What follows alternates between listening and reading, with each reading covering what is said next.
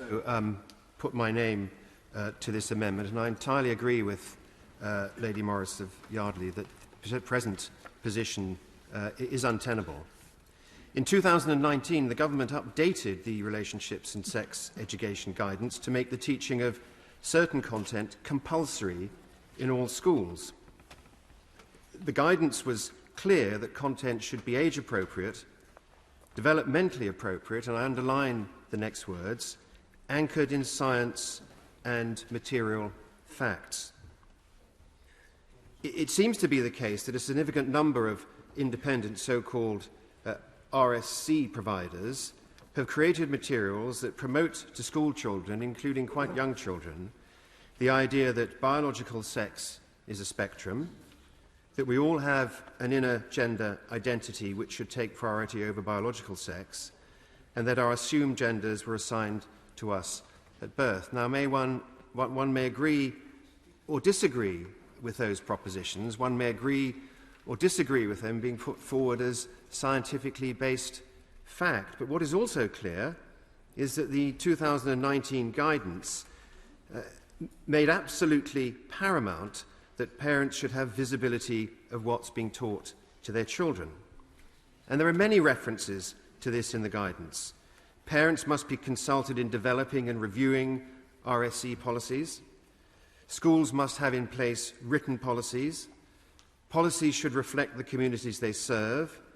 Policies must be made available to parents. Policies should be published on the school website. But the intention for openness also covered RSE content, because policies should, quote, set out the subject content, how it is taught, and who is responsible for teaching it. Policies should, quote, include sections covering details of content and schemes of work. I support this amendment for three main reasons. First of all, there is clear evidence that the 2019 RSE guidance has resulted in some schools using ideologically driven materials not grounded in science, in my view, to children, including some very young children. This has particularly been so in the field of gender ideology, where some materials appear to deny the reality of biological sex. These teachings have consequences, not least for women's sex-based rights. Secondly, it's very clear, however, that the 2019 guidance was intended to enable parents to engage with materials used in their children's education.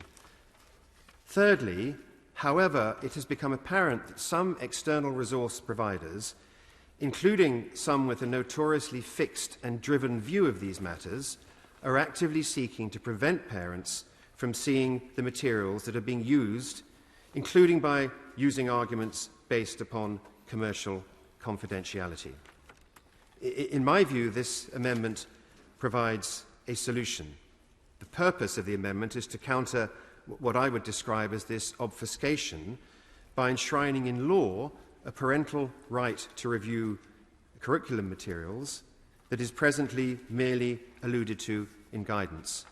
And for all the reasons set out by Lady Morris of Yardley, I strongly believe that this government should do that.